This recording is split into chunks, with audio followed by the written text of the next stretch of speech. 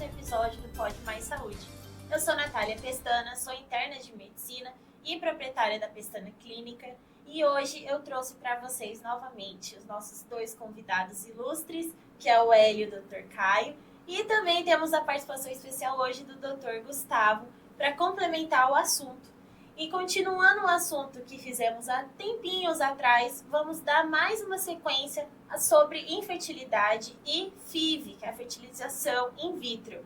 Acompanhe a gente aqui pelo canal, nos canais oficiais do jornal e também depois os doutores vão deixar o Instagram deles. Bora lá que o assunto vai ser muito gostoso, eu tenho certeza que vocês vão adorar.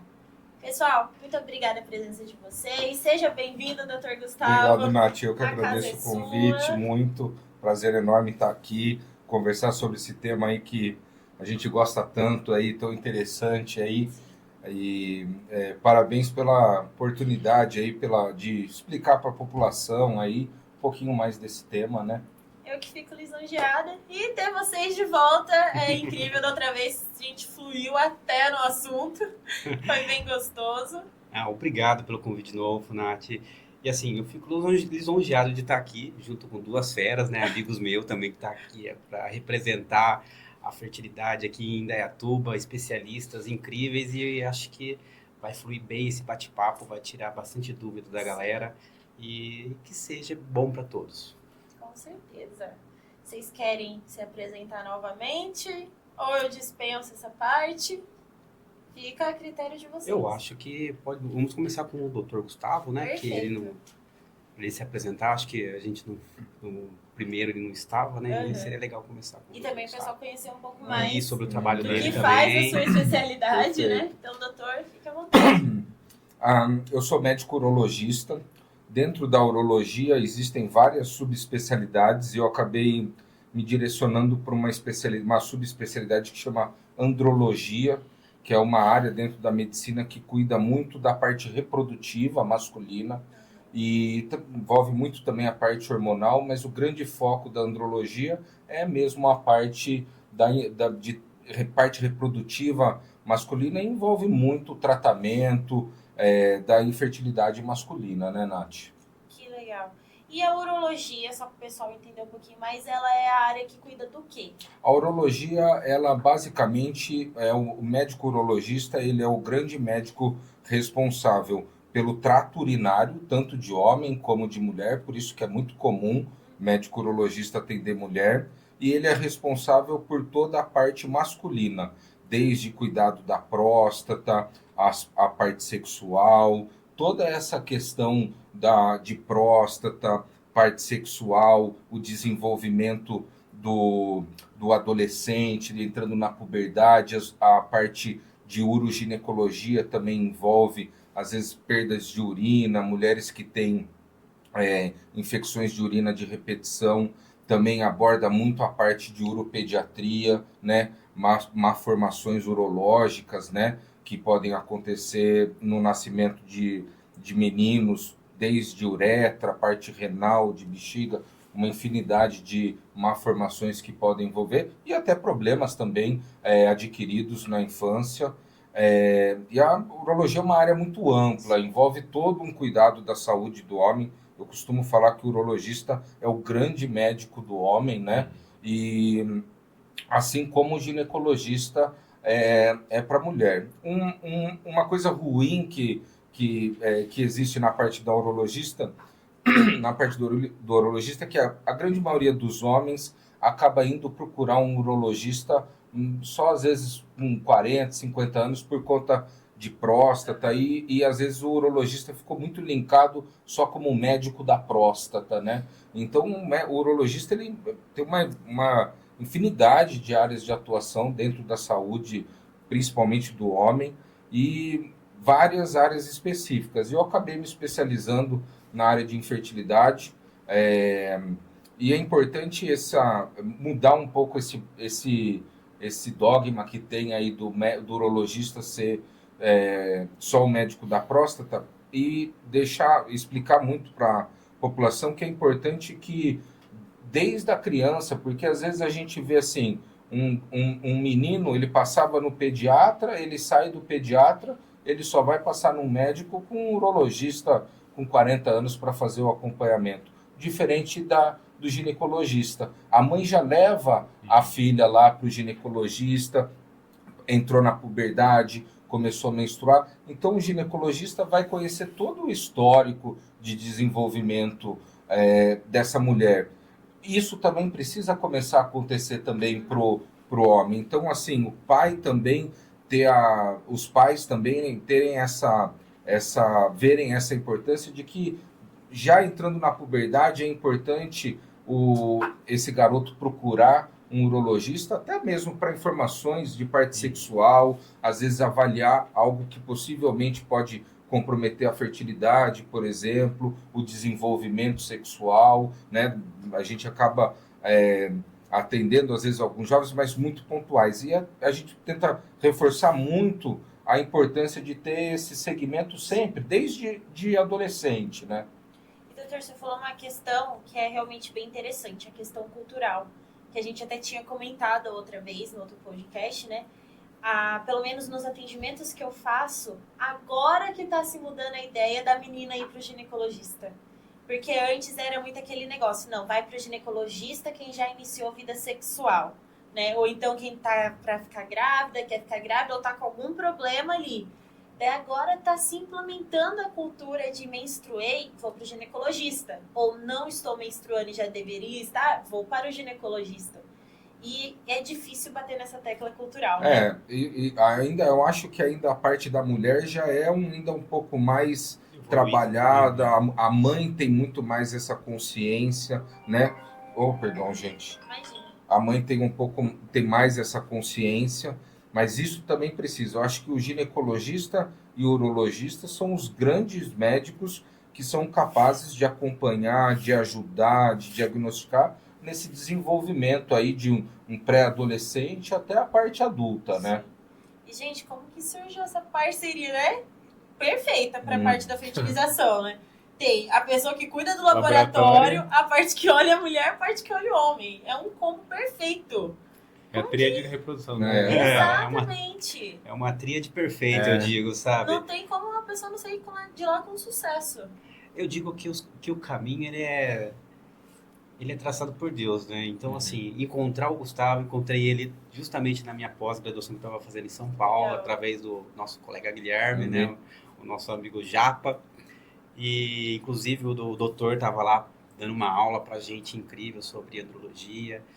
Aí um colega nosso, em particular, apresentou o Caio e aí foi juntando, entendeu? E aí, eu acho que trazer o assunto de fertilidade é importante, não é só importante, porque eu acho que a parte preventiva se fala muito pouco. Sim.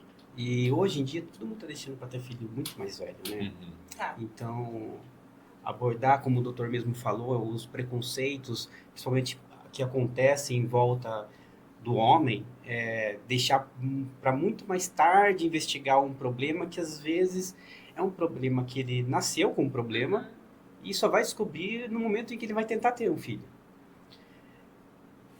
Já aconteceu com você, doutor? Eu costumo falar que a área da reprodução ela é uma área que ela envolve sempre múltiplas especialidades, né? Tanto a equipe da pessoal da biologia responsável pelo laboratório, com todo o cuidado com os gametas, os ginecologistas, com da parte feminina, o urologista com a parte masculina. Então é uma gama de especialistas que juntos eles conseguem fazer todo o tratamento dessa parte reprodutiva. Isso é importante porque por muito tempo ficou muito... a mulher ela assumiu muito dogma da infertilidade ao longo dos anos, né? Então, assim, então sempre quando um casal, às vezes, antigamente, principalmente quando um casal não conseguia ter filho, então, assim, o estigma estava sempre em cima da mulher, né? Ah, a mulher, minha esposa, entendeu? Isso daí, isso sim é cultural, né? esse estigma que a mulher carrega. E isso é completamente equivocado, Nath, porque a infertilidade, ela é de ambos os lados. Assim É, como para conseguir ter, né, precisa dos dois com gametas, certeza. não é? E O a problema gente, pode ser só e a do gente lado. costuma falar que os casos de infertilidade, eles vão envolver um terço a parte masculina, um terço vai ser a parte feminina, e um terço dos casos vai ter participação dos dois ali, né? Para essa dificuldade da gravidez. Então, é importante ter todo essa gama de especialistas juntos, trabalhando pro casal, né? O olhar reprodutivo nunca vai ser individualizado, ele sempre vai ser um olhar pro casal. Por mais que se identifique um problema num dos parceiros, o outro parceiro sempre vai ter que ser avaliado também. Perfeito. Isso que o Gustavo falou é muito importante, assim, porque a gente acha que... a gente acha não, mas assim, a gente tem um conceito de a grande maioria dos casos de infertilidade está na mulher, e não, é um terço mulher, um terço homem, um terço o casal, né? Sim.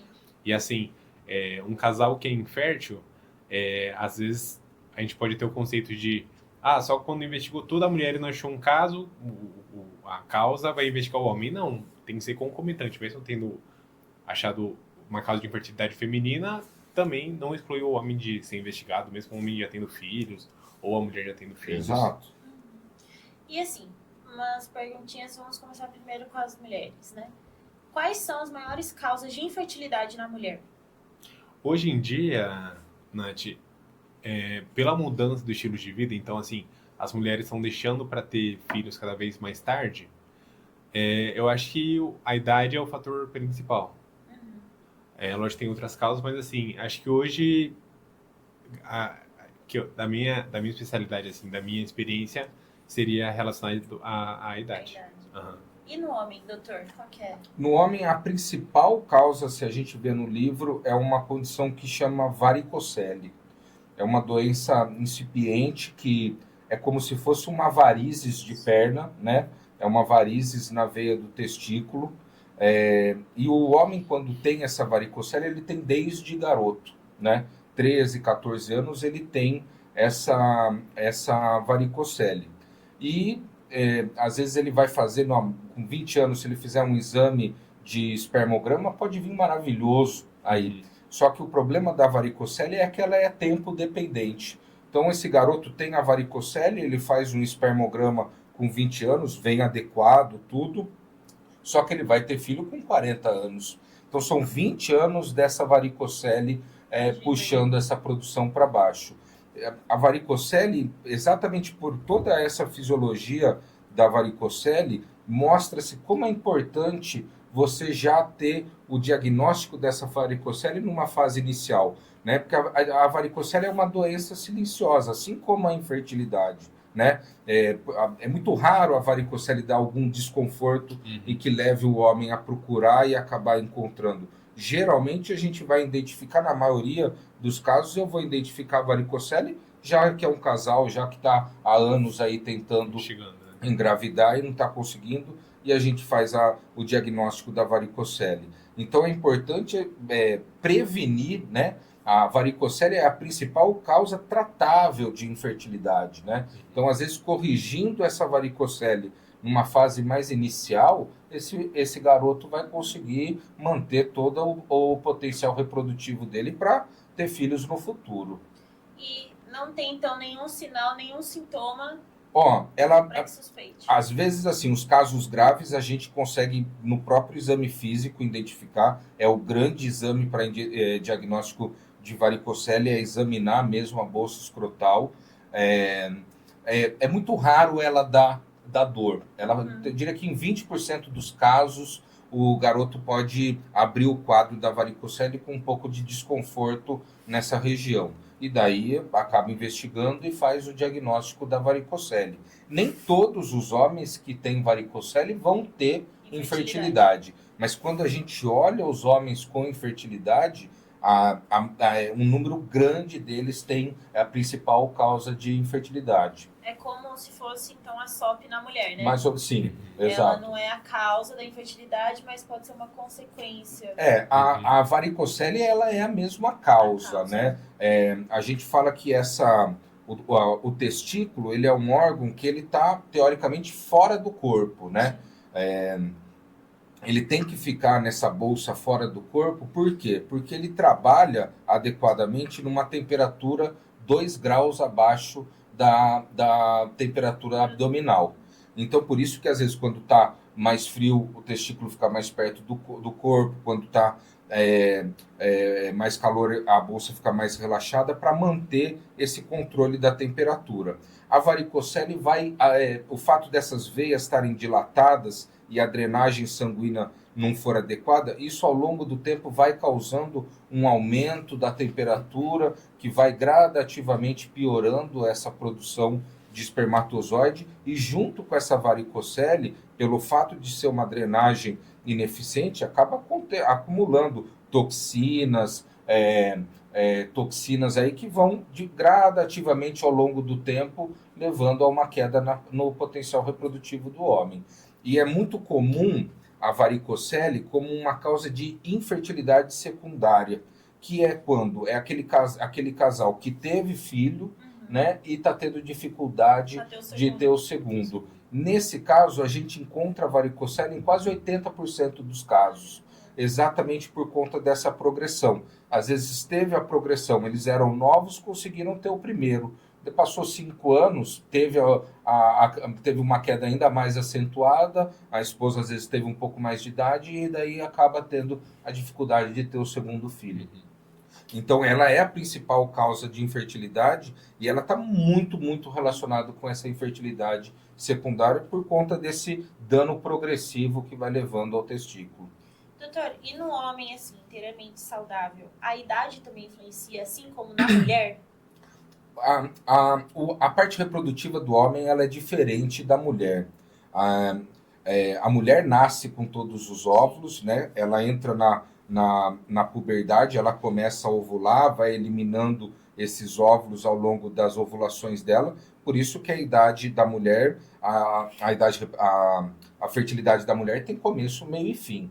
O homem, teoricamente, não. Ele tem as células lá no testículo. Quando ele começar a entrar na puberdade, ocorre uma série de estímulos hormonais e essas células vão começar a produzir espermatozoides, teoricamente, ao longo da vida inteira desse homem. É claro que a partir ao longo da idade existe uma queda, mas vira e mexe a gente vê na TV um homem de 70 anos conseguindo engravidar uma mulher. Isso às vezes a gente vê. Lógico que vai ter uma queda, e do mesmo jeito que existe o conceito de quanto mais idade a mulher tem, acaba tendo maior risco, né? Os riscos genéticos que envolvem os filhos acaba aumentando esse risco. Isso daí também tem sido evidenciado no homem. A idade em si, teoricamente, é um pouco mais tarde. A gente diria que a partir dos 50, 55 anos que esse dano aí, esse risco começa a incrementar aí também na idade paterna avançada. Daí seria pela qualidade também. Pela qualidade dos espermatozoides, exato. Entendi. Doutor, fizeram uma pergunta no programa anterior relacionada à endometriose, né? Que uma ouvinte, ela foi diagnosticada com endometriose e nisso atingiu um dos ovários dela. E o médico falou que ela não conseguiria nunca na vida engravidar. Isso é um fato? Não, não é um fato, Nath. A grande maioria das pacientes, a grande maioria não, mas uma boa quantidade das pacientes que procuram a clínica tem esse diagnóstico de infertilidade, de endometriose, né? A infertilidade causada pela endometriose. E a gente tem bons resultados, Nath. Então, todo o diagnóstico taxativo a gente sempre tem que ver com outros olhos. Sabe que tem tratamento. Hoje a FIV, para esses casos de infertilidade ligada à endometriose, a gente tem bons resultados também. Então tem que sempre avaliar assim, no geral, se é só endometriose, se além da endometriose ela tem alguma outra causa, e aí avaliar individualmente. Aí junta vocês dois, Com coloca certeza. o Faz um filho planejamento. aí, faz planejamento, manda só os pedidos pro Hélio, o Hélio fica surtando lá dentro. Aham. E aí nasce um novo serzinho aí, um trabalho em conjunto. Com certeza. E Hélio, puxando um pouquinho para você. Quando eu estava estudando até mesmo para fazer a palestra de ansiedade e insônia, eu vi que na produção do hipocampo a gente trabalha com estradiol. E que o cortisol em excesso pela amígdala fazia com que a ovulação parasse de acontecer, justamente pelo excesso do estradiol. Quando a mulher vai entrar, né, a mulher e o homem vão entrar nesse processo, um dos exames que se solicita também seria o cortisol? Ele realmente vai estar associado a isso? Eu acho que tanto o exame de cortisol como estradiol, FSH, LH são solicitados. Aham. Porque até para ver como é que está o nível disso, porque ele inibe, né? Então você tem que acompanhar com esses níveis hormonais para ver se o pico de estradiol você não evolui, né? Fica parado. Entendi. E para iniciar o processo, quais exames, na sua opinião, teriam de ser mais importantes para ajudar os médicos a iniciar ali a questão do tratar para a fertilidade? Para tratar da fertilidade, Isso. olha, eu acho que todos os exames hormonais são os principais. Eu acho que não só o exame de sangue é um exame importante para se avaliar, mas eu acho que todo o contexto anatômico também é importante, porque o exame de sangue ele serve como base para o médico, mas ele não é o principal, talvez o mais importante também. Mas ele só serve como guia para saber como é que está a condição do organismo.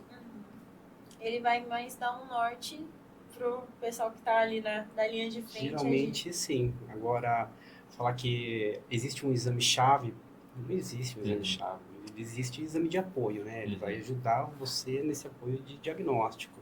Talvez para te guiar um norte ou saber de onde pode estar o problema. Perfeito. E fazendo uma pergunta de povo de academia. O uso da testosterona, tanto no homem quanto na mulher, implicaria na fertilidade?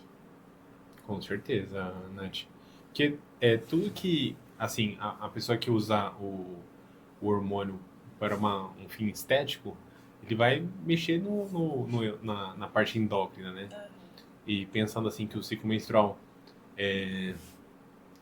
os hormônios têm que estar regulados para acontecer a ovulação, com certeza a mulher que faz uso de testosterona, algum outro hormônio, vai estar com essa parte afetada, com certeza. Pode ser um dificultor.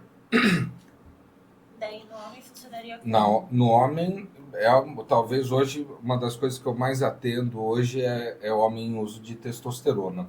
A testosterona é um hormônio incrível, Nath. Ela ajuda muito o homem, desempenho, libido, qualidade de sono. É um hormônio fantástico. Mas na parte reprodutiva, ele é extremamente danoso para a parte reprodutiva, principalmente masculina. Eu costumo falar que não existe uma dose segura para se usar de testosterona. Eu uso uma dose, acontece uma coisa, o Caio usa, acontece outra coisa, mas sempre vai ter declínio. Nunca usar testosterona vai melhorar a fertilidade do homem. Eu costumo fazer uma analogia que eu falo que toda vez que o homem toma uma injeção, toma testosterona, seja injeção, seja gel, seja chip, o que for, toda vez que essa testosterona entra no corpo desse homem, o cérebro vai interpretar como está o ambiente cheio de testosterona, e a primeira ação que ele vai tomar é desligar o testículo. Então esse testículo ele para de produzir testosterona e, consequentemente, também vai parar de produzir espermatozoide, né? Todo mundo conhece gente que tomou testosterona e depois conseguiu ter filho, porque isso pode acontecer. Às vezes ele para a testosterona, ele tem uma retomada dessa produção, mas eu costumo falar que tem paciente que vai retomar sozinho, tem paciente que vai precisar de algum tratamento para retomar essa produção, e tem paciente, eventualmente, que dependendo da quantidade, do tempo de uso, vai ficar com uma sequela desse dano aí no testículo aí que vai atrapalhar a fertilidade dele. E é muito comum, lógico que a testosterona ela é fundamental para a produção de espermatozoide. Às vezes é muito comum eu atender homens que têm testosterona baixa, têm às vezes um espermograma alterado, e eu preciso melhorar essa testosterona desse paciente. E o que a gente faz é assim, a gente não usa a testosterona exógena, a gente usa uma série de medicações que existem que vão dar condições desse testículo aumentar a produção de testosterona e, consequentemente, esperar uma melhora aí no exame do espermograma, aí, que é o grande exame aí da parte reprodutiva do homem. Estava perguntando para o Hélio, espermograma, talvez, lógico, existem outros exames, mas o espermograma é o grande exame para avaliar a parte reprodutiva. É a grande vantagem, talvez, que o homem tem frente à mulher na avaliação. Pô, você consegue olhar os gametas, né? Sim. Através de uma coleta lá, você consegue analisar os gametas. Diferente da mulher, que às vezes tem que fazer ultrassom, Que é mais você nunca vai trabalhoso, ter né? essa análise tão precisa. E o homem consegue analisar esse sêmen aí quantas vezes você precisar, ele só precisa fazer uma coleta. E por ser uma análise de uma célula viva, por isso tanto a importância de um laboratório de qualidade, como isso que o Hélio falou, porque analisar essa célula viva é fundamental para a gente ter. Eu costumo falar que o andrologista lá do laboratório, ele é o olho nosso lá para dizer, ó, tem isso. E eu falo que o espermograma não é um atestado de fertilidade. Ele é um exame que mostra o potencial de produzir espermatozoide daquele homem naquele momento, é uma foto daquele momento. Então, às vezes, um espermograma nunca vai dar para a gente dizer nada. O homem precisa ter alguns espermogramas ao longo de um tempo para a gente ver a faixa aí de produção que ele tem. Então, seu paciente chega lá e fala que está usando a testosterona sintética, daí ele te questiona do seguinte, mas se eu preciso da testosterona, se eu parar, meu cérebro não vai ligar o meu testículo de novo. Se eu continuar aplicando por fora, eu não vou ter minha fertilidade de volta? Ó, se ele continuar usando, sim, lógico que às vezes ele pode, não é todos que vão ter uma queda abrupta de espermatozoide, mas com certeza é proscrito o uso de testosterona para o homem que deseja ter filho. A própria Sociedade de Reprodução fala que para o homem que deseja ter filho é proscrito o uso de testosterona, seja ela baixa, seja o motivo que for. Existem outras maneiras que a gente consegue aumentar essa testosterona, trazer a melhora aí da qualidade de vida para esse homem, sem prejudicar a parte reprodutiva. Porque sempre o uso da testosterona sempre vai trazer prejuízo. Doutor, hoje com a chuva de informações que tem, graças à internet, as informações que são circuladas, a gente vê muitos jovens hoje fazendo uso de hormônio muito cedo. Como é que o senhor enxerga isso no futuro? Eu vejo isso como uma epidemia, né? É uma epidemia esse uso indiscriminado de testosterona. É natural, o homem ao longo, aí, a partir dos 40, 45 anos, ele vai ter um declínio de testosterona e, eventualmente, muitos homens vão precisar fazer a reposição de testosterona. Lógico que um garoto de 20 anos, se ele tomar testosterona, pô, ele vai ficar muito mais assim, tanto que é considerado um doping, né? Porque a vantagem que ele vai ter em cima lá é muito superior. Mas como a gente falou, está sendo mais do que o fisiológico, né? Então, esse uso indiscriminado, às vezes por estética, por melhora de desempenho, talvez vá custar um preço caro depois para esse garoto na busca de uma fertilidade. Porque às vezes um garoto de 20 anos, ele não está nem aí muito para fertilidade nessa idade, né? Hoje se fala muito da questão de mídia, né? Então, assim, o nosso corpo é a nossa imagem, aí você pega a cabeça de um adolescente que tá pensando que, não, o cara que mais sai com mulheres é o que tem o corpão, não sei o quê. Ele vai naquilo Uhum. que vai ser mais rápido. ele pra quer ele. resultado rápido. querer Ele é quer, resultado exato. A rápido. gente tá numa E- geração Exato. imediatista. E querendo ou não, essa testosterona vai, pô, ele Causar vai bem-estar, treinar né? melhor, ele vai Vai ter ver um desempenho resultado. melhor, vai ganhar mais massa. Então, assim, ele vai ter resultado. É porque muitas vezes, isso é um questionamento que eu faço, que muitas vezes os médicos que prescrevem essa testosterona, muitas vezes negligenciam um pouco essa informação do dano reprodutivo que pode trazer. É porque daí não tem aquele olhar pro É, todo a longo do prazo, paciente, né? né? E a curto Isso, e prazo. também nem toma medidas preventivas com essa pessoa que escolhe essa vida, entende? Exatamente. Hoje, escolher uma medida preventiva ou congelar seu próprio gameta como forma preventiva pode ser uma opção para a pessoa que, não, eu quero fazer o uso, né? E isso não só acontece com homem, mas a gente vê acontecer muito com mulher hoje em dia também. A mulher também está fazendo muito uso de esteroide, né? Então, no contexto da mulher, como que você vê isso, Caio? E às vezes, eu só complementar, às vezes o jovem que toma não toma nem com orientação médica. Sim. É o colega da amigo academia que indicou, tomou. exato. E aí é mais danoso ainda, Sim, né? às vezes Sabe? fazem uso até de testosterona veterinária. Muitas Sim. vezes a gente vê isso, né? E assim, Desculpa de novo, hein? Imagina, doutor. Fica em paz. E assim, a gente acha que é impossível conseguir comprar isso, né? Fica Não. assim, não. É, Mas na onde que estão conseguindo, não sei o quê. Gente, hoje em qualquer dia tá muito lugarzinho fácil. que você pesquisar, eu fiquei besta. Até agora jogando um pouco pra área do doutor. Eu fiquei besta porque eu tava no TikTok esses dias. Aí apareceu um vídeo estranho falando assim: eu resolvo o positivo indesejado. Eu, boba, ingênua, falei: o que é positivo indesejado? Eu não me toquei na hora. Quando eu olhei, gente, se você digitar o nome comercial do medicamento, vende no TikTok para realizar aborto. É mesmo. Então, assim, a gente acha que às vezes tá tão velado a venda, mas tá do nosso lado e a gente não vê, né? Uhum. E a gente tá numa geração, pelo menos eu conversando com pessoas mais novas, assim, da minha idade, eles estão, não, eu quero pra amanhã. Como que funciona? Eu quero hoje dormir magra, amanhã acordar forte. Não, eu quero dormir assim, amanhã acordar com peitão, com bundão. Você fica, cara, mas é uma construção. Aham. Tudo Com que certeza. você joga de uma vez na pessoa, eles não pensam nas consequências, Uhum. né? Não, E aí entra a medicina lucrativa. Que exato. daí, pra mim, já é a parte mais triste da medicina que existe. Que é o médico que gosta só do dinheiro. De dinheiro, não pensa no paciente. E aí faz disso um comércio. Uhum. Eu fico boba de ver a quantidade de mulheres e homens que depois sofrem a longo prazo com isso. Por causa de um hormôniozinho a mais que colocaram, né? Uhum.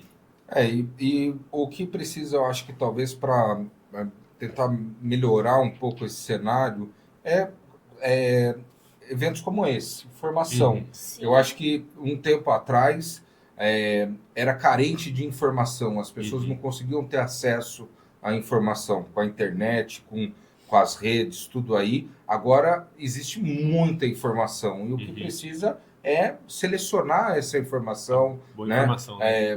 Conseguir uma informação correta. Sim. Esse é o grande propósito hoje de um podcast como esse, de trazer informação de qualidade, né, para as pessoas conseguirem ter por elas mesmas esse entendimento, né? E querendo ou não, isso também é uma mudança do estilo de vida, né? Sim, As pessoas também precisam aceitar as negativas. A gente vai falar, não, isso não vai ser indicado para você no momento. Não, mas fulana usou ciclano, indicou que não sei o que. Ok, mas não é indicado para você no momento. E as pessoas precisam entender que quando a gente fala assim, né, para elas, pelo menos na UBS, ai, doutora, é porque eu tô com a minha menstruação irregular, por causa do síndrome do ovário policístico, não sei o que. Tudo bem, tem médicos que chegam e aí rasgam assim com a gente, mas aí tem uns que pegam e falam com todo amor, falam assim, vamos emagrecer pelo menos 10% do seu peso, vamos passar na Nutri, aí a gente volta depois e vê se é alguma coisa que a gente pode entrar com Puran, se pode entrar com não sei o que. Não de já se viu ter que emagrecer.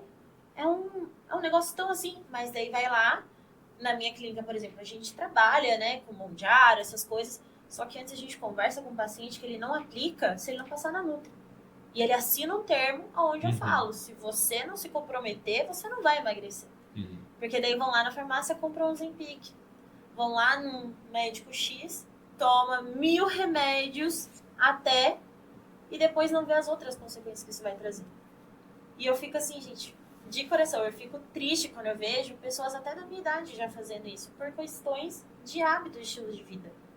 E é realmente algo que marca muito. Eu acho que pelo menos na parte da GO, é um dos maiores impactos, né? É porque eu acho que eu vejo assim, né? Tipo, uma parte dos pacientes vem como mudança do estilo de vida como se não fizesse parte do tratamento, se fosse algo menor. E às vezes é tão importante quanto, igual você falou assim, nas síndromes ovários policísticos, a perda de peso para diminuir a resistência à insulina, para melhorar a parte hormonal é tão importante quanto a parte medicamentosa. Então, você não falar ou pensar que é só medicamento e não, você tem que perder peso, tem que se alimentar melhor. Eu acho que está mudando muito isso hoje, assim, vem saúde, tipo, se alimentar melhor, praticar atividade física como parte do tratamento para inúmeras doenças, Sim. ou prevenção de inúmeras doenças, e não só a parte medicamentosa. E melhora até mesmo sintomas, né? Sim. Por exemplo, a nossa médica, ela é um dos casos em que, assim, ela pega e briga até comigo quando eu não sigo as dietas dela. Ela vai falar assim, não, se eu sair eu vou sentir muita dor. Eu não vou conseguir. Então, Nath, eu preciso fazer a dieta certinho. E eu acho isso fantástico, porque é uma pessoa que entendeu que pra ela lá no futuro fazer o que ela quer, ela tem que abrir mão de algumas coisas agora. Né? E isso é sensacional, assim, eu pelo menos gosto muito. E juntando um pouquinho, assim, da questão de pegar os gametas, né? Da outra vez a gente conversou um pouco da idade para se congelar, que era melhor congelar o embrião, né? O homem também tem uma idade adequada para congelar? O homem, na teoria, o congelamento de gametas na parte masculina, basicamente uma grande indicação são homens que vão ser submetidos a tratamento oncológico, radioterapia, quimioterapia, são tratamentos extremamente danosos para a parte reprodutiva, muitas vezes irreversíveis. Então, é primordial que um homem que não tenha filhos, que deseja ter filhos, que vai enfrentar um tratamento um tratamento oncológico, que ele faça o congelamento oncológico. Essa talvez é a maior indicação e uma indicação precisa. E às vezes a gente vê casos ainda que isso não acontece, que às vezes na correria do tratamento, tudo, essa parte fica deixada de lado, negligenciada, e depois lá na frente tratou, ficou bem, tudo, vai atrás da parte de ter filho e acaba vendo um cenário gravíssimo, né? Então isso é uma coisa muito importante. Eventualmente tem algumas situações, às vezes mais específicas, às vezes um homem que vai fazer vasectomia, que talvez esteja um pouco indeciso no futuro de ter filho ou não, pode fazer o congelamento, às vezes uma cirurgia de próstata, tem algumas situações que às vezes eles recomendam, por exemplo, quem trabalha mergulho de grandes profundidades, às vezes acaba tendo muito dano na parte reprodutiva, eles orientam também gente que trabalha nessas coisas de plataforma de petróleo, que tem que ficar mergulhando lá embaixo, isso pode ser danoso. Situações, às vezes, que tem exposição a toxinas, a radiação, isso também é muito danoso, e toma-se o cuidado de guardar esses gametas do homem. Diferente da mulher que vai ter que a fertilidade dela se encerra, muito mais importante a mulher ter essa condição. E o congelamento de óvulos para a mulher mudou muito o aspecto social, né? Porque é uma coisa que às vezes fica lá dentro da mulher, ela não tem controle disso daí. Então, quando ela congela os óvulos, ela tem toda a liberdade. Cada vez mais a mulher tá no mercado de trabalho, se especializando, querendo fazer um monte de coisa antes de buscar a maternidade, e é fundamental que ela tenha esse estoque de óvulos guardado lá quando ela era mais jovem, que isso daí vai dar toda uma liberdade para ela de escolher a maternidade no melhor momento dela, né? O homem não vai ter esse término, então ele não precisaria congelar porque o momento vai acabar. Ele teria que congelar exatamente se ele for se expor a alguma situação que vai trazer dano a essa parte reprodutiva dele. Em resumo, né? A mulher é sempre um pouco mais complicada, né? Ela tem, Sempre mais Me ela- complexo. lasquei. a fisiologia da mulher envolve isso daí. O Caio pode falar melhor do que eu, mas realmente é- essa mudança aí dos hábitos da mulher, essa mudança social. Infelizmente, a parte reprodutiva não acompanha essa evolução, né? Sim. E, mas o congelamento de óvulos é uma forma fantástica Também acho. Com de, certeza. de trabalhar, de lidar com essa situação, né? Você meio que para o tempo, assim, né? É. Eu acho incrível. É fantástico. Inclusive, a gente vê bastante empresa oferecendo esse plano para os seus colaboradores. Que legal. Que é É uma bem forma, legal. porque... Não sabia disso. Sim, tem empresas que têm essa iniciativa já, de oferecer isso para suas colaboradoras, porque é uma forma de incentivar a mulher a saber que ela vai ter um período que ela vai precisar e é garantir que ela trabalhe com tranquilidade. Uhum.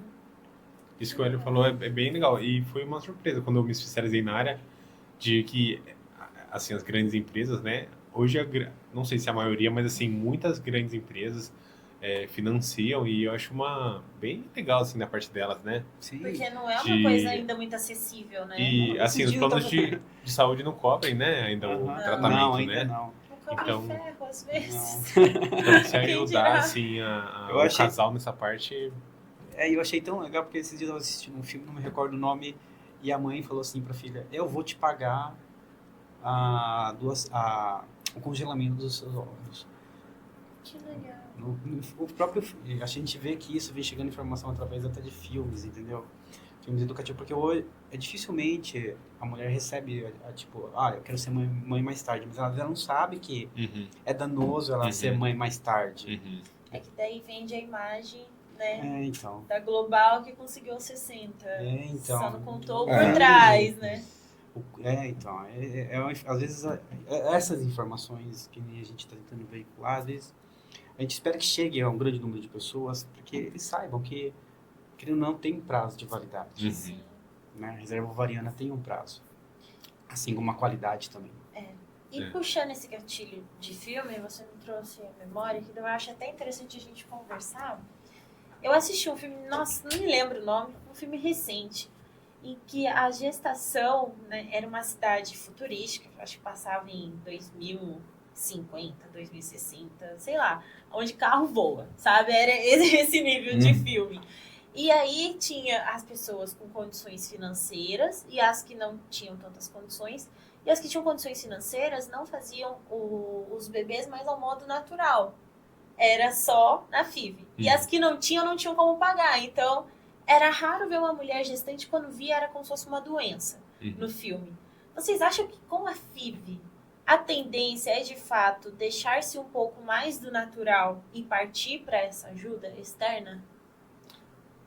Nath, minha opinião é assim, é que como pelas mudanças de estilo de vida as mulheres estão deixando para engravidar mais, com a idade mais avançada, então, e pensando assim, né, que conforme a idade vai passando, principalmente a partir dos 35, vai acontecendo um processo de envelhecimento desses óvulos, eu acho que a FIV vai crescendo por conta disso, né? Então, assim, cada vez mais pacientes procuram, cada vez pacientes tentam engravidar mais tarde, então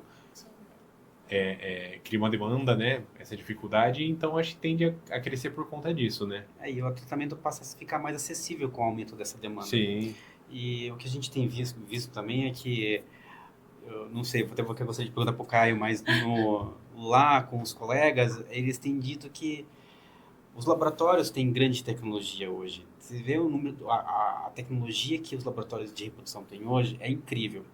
Então, assim, por mais que ele tenha tanta tecnologia para fazer uma ICSI, uma super ICSI, que é a injeção intracitoplasmática do espermatozoide, muitos casais ainda optam pela FIV clássica. E não pelo custo, porque ele quer que seja o mais parecido possível do natural.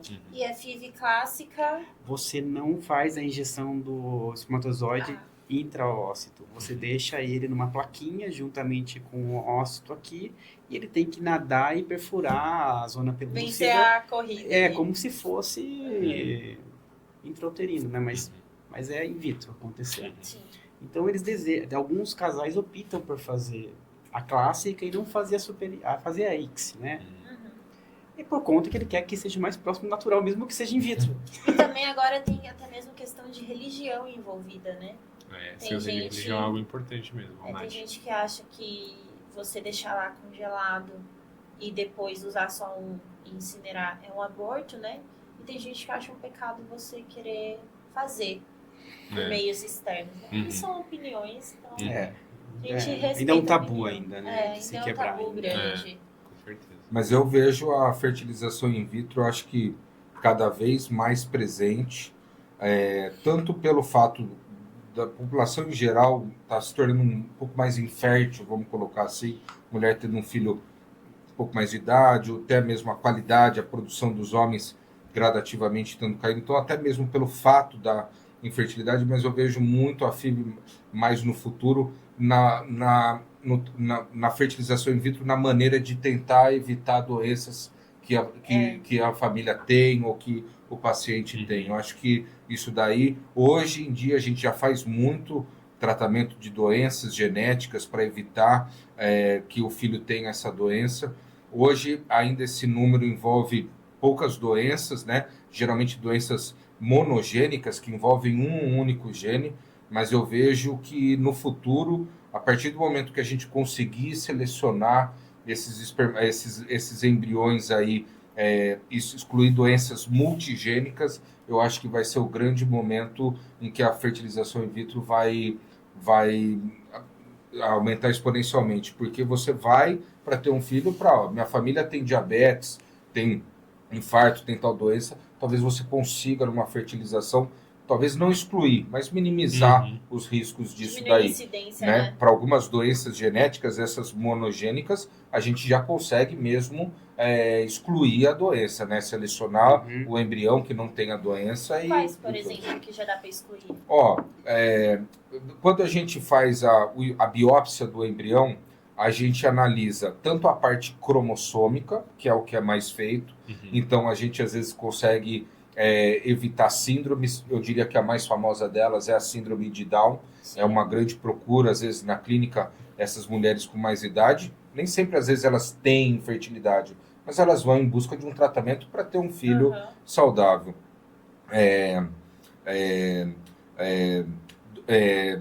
Anemia falciforme, fale mais Fibrose aí, cística, né? fibrose cística, todas essas, aquela esclerose lateral amiotrófica, tem várias doenças, geralmente são doenças bem graves, né? Osteocondromatose múltipla, tem várias doenças que quando envolve um único gene, e daí a gente consegue identificar. Então, às vezes, assim, geralmente quem são os públicos que acabam procurando mais isso? Quando o parceiro tem uma doença genética, História né? familiar, Conhece, provavelmente, Né? O parceiro tem, ou algum familiar tem uma doença genética, né? Às vezes tem aquelas famílias, meu tio teve, meu primo tem, meu avô teve, essas doenças que levam, né? Acompanham a família, isso daí, às vezes, se for uma doença genética monogênica, eventualmente pode ser tratada, evitada numa fertilização in vitro, casamentos às vezes consanguíneos, primo com primo, né? Isso daí gera um risco maior. Tem algumas características, às vezes judeus costumam também fazer um pouco isso, porque querendo ou não, é uma religião que sempre se relacionou entre eles, então às vezes tem muito risco de doença genética, então às vezes muitos casais precisam fazer tratamento de fertilização in vitro, mas eu acho que esse é o grande ganho que eu vejo da fertilização in vitro, eu acho que é a parte genética. Eu acho que a parte genética é o que mais vai evoluir dentro da fertilização in vitro nos próximos décadas aí. O que eu tenho visto é que a grande maioria dos embriões formados passa por biópsia embrionária hoje. Até para evitar qualquer doença genética, até mesmo evitar a transferência do embrião, para a mulher não ter que passar pelo choque, né? pelo choque de não conseguir. Então, às vezes, a própria biópsia embrionária vem para ajudar nisso também. Com certeza. E, gente, uma pergunta clássica que surgiu muito na internet era: a briga entre se era o espermatozoide que vencia a corrida ou a que o óvulo que escolhia o espermatozoide. Qual que é verdade ou qual que não é? Ou as duas estão meio que certas? Eu acho que assim, ele tem que correr para chegar lá, né? Mas a hora que ele está lá, eu também acredito hoje que os trabalhos novos que existe uma interação Seleção, do óvulo né? com o espermatozoide para ele selecionar. Porque até Ne- mesmo ele tem que ter as enzimas É. iguais É. para ir quebrando as barreiras, né? Aqui a gente sempre aprendeu na escola que o mais rapidinho que É. conseguia. Mas não é. Ele isso precisa que ser rápido, ele precisa ser um Exato. espermatozoide funcional, de boa qualidade, para conseguir chegar lá próximo do óvulo, mas aquele lá que vai selecionado, isso daí envolve mais uma interação Uhum. do óvulo com o espermatozoide. Porque quando o espermatozoide ele está no epidídimo, né, ele passa por uma capacitação e ele recebe glicoproteínas que vai ajudar ele nesses receptores que quando ele chegar próximo do ócito, ele tem um reconhecimento da cabeça do espermatozoide que reconhece a zona pelúcida e aí a zona pelúcida emite um sinal para ele que é ali que ele tem que entrar para passar. Aí faz uma ligação. É um GPSzinho. Isso. A gente chama de ZP3. Esse Entendi. ZP3 é sinalizado para o espermatozoide, ele faz essa ligação e aí ele penetra. No momento que penetrou, ele chegou no espaço intracitoplasmático ali, ele inibe a entrada de outro. Ou seja, todos conseguem chegar até ali, mas depois do momento que ele conseguiu penetrar, Primeiro atingiu Ele inibe todos ele os barreira. inibe todos os outros. Ele muda a configuração da chave, ou seja, aquela chave que você tem, você já não entra mais.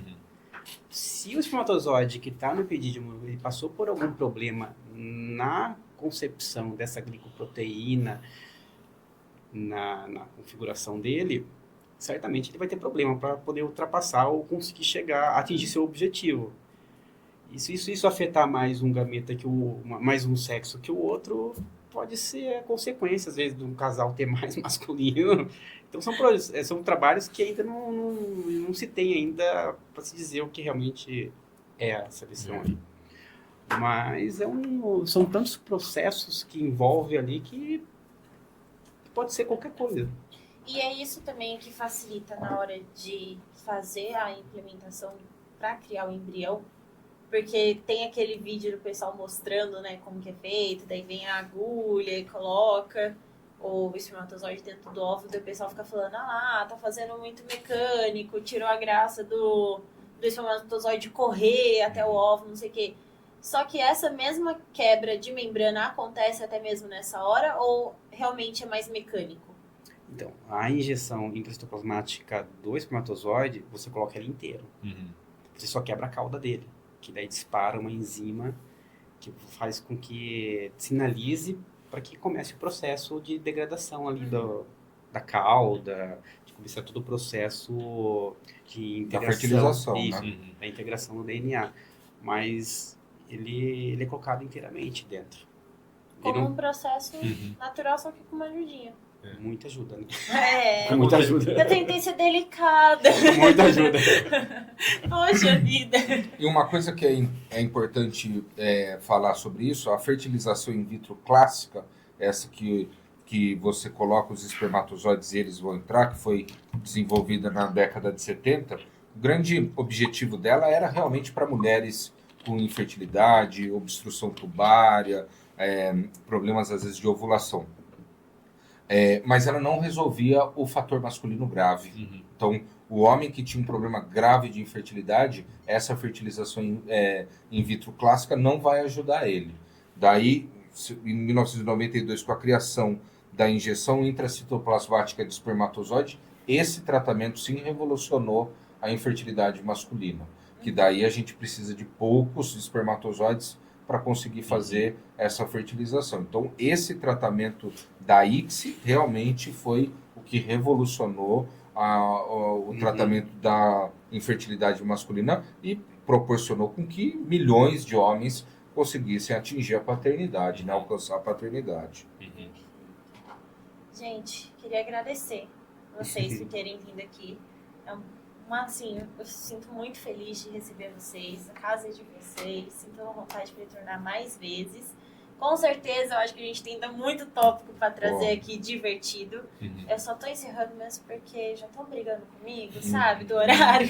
Não, conte com a gente fica muito grato do convite, de poder estar falando sobre esse assunto que a gente gosta tanto, trabalha, né, se dedica tanto para isso, poder fornecer um pouco de informação aí, de qualidade aí. Parabéns a vocês pela Obrigada.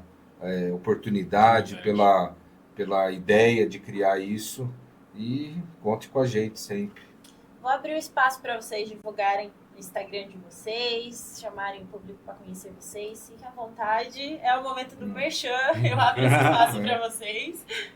Meu Instagram é drgustavo.bordenali, né? Eu trabalho aqui em Indaiatuba, no Indaiatuba Hospital, na Clínica Comed, e vou trabalhar agora na clínica, Gênesis. na Gênesis do Hélio. Trabalho também em Campinas, e lá no Instagram vai ter tudo isso.